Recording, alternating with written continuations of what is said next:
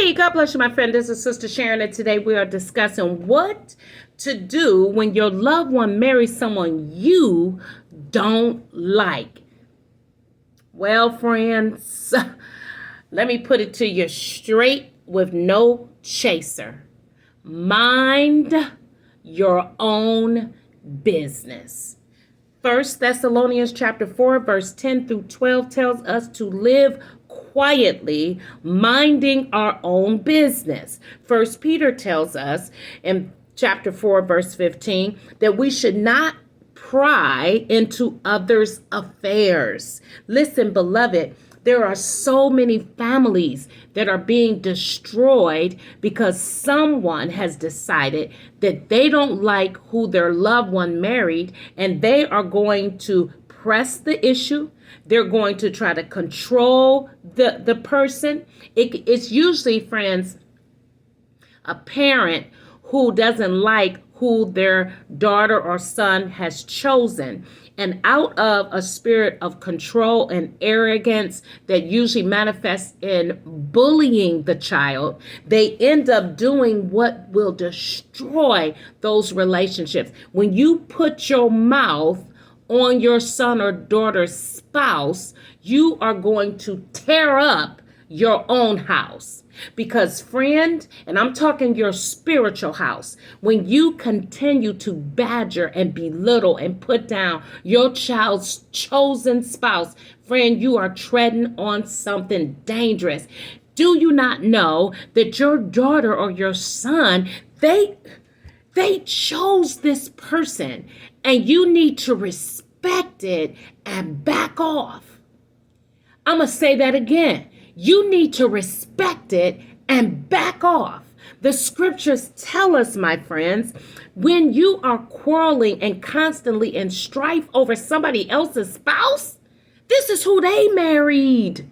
This is none of your business. They got to listen. If you think the person's a jerk, if you think the person is scandalous, if you think the person is whatever you think they are, your child, your son or daughter, your auntie, your uncle, your grandma, whoever it is that married them, that's their problem.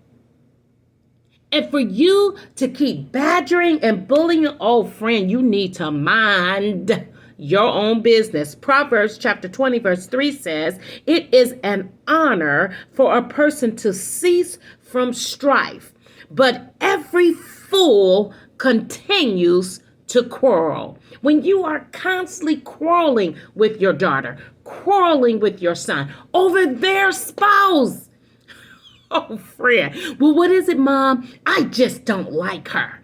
What is it, Dad? I just don't like him. Friend, you are not only being unwise. This is what causes domestic violence. This is what causes separation and alienation of family members. Because a person, once they choose their spouse, you think they go choose you over their spouse?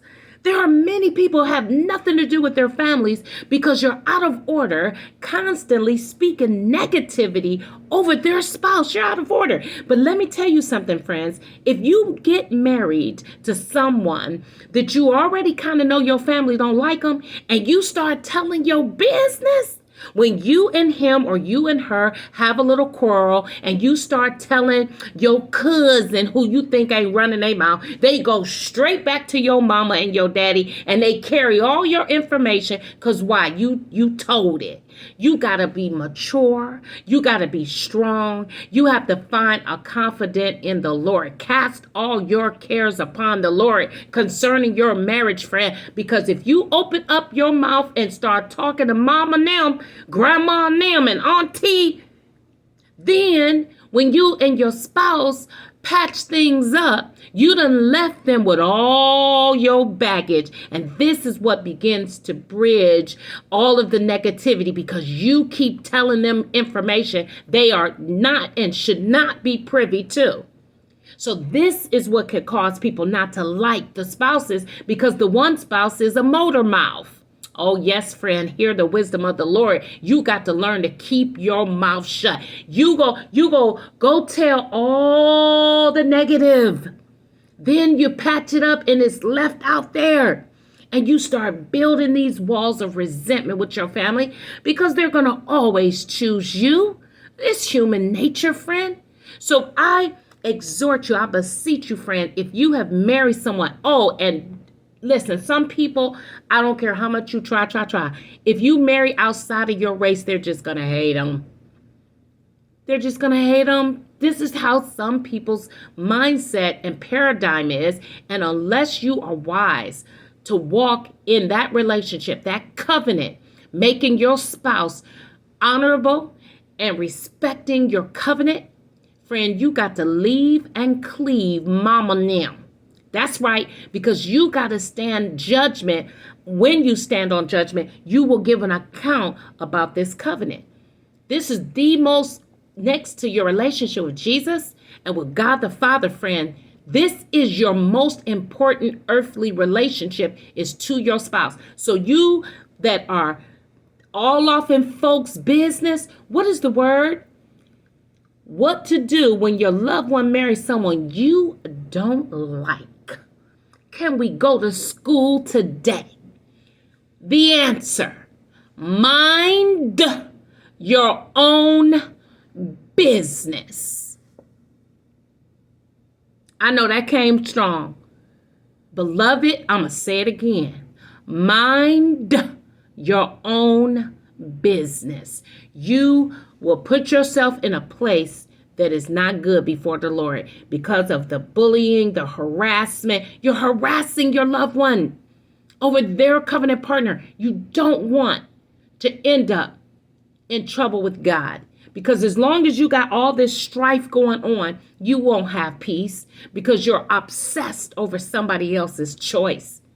That is control, that is prideful, and it is arrogant. And we need to all take inventory of how we regard other people's decisions. Till next time, my friend, take a glance at 1 Thessalonians chapter 4, beginning with verse 10 through 12, Proverbs chapter 20, verse 3, 1 Peter, verse 4 and 15. God bless you, my friend.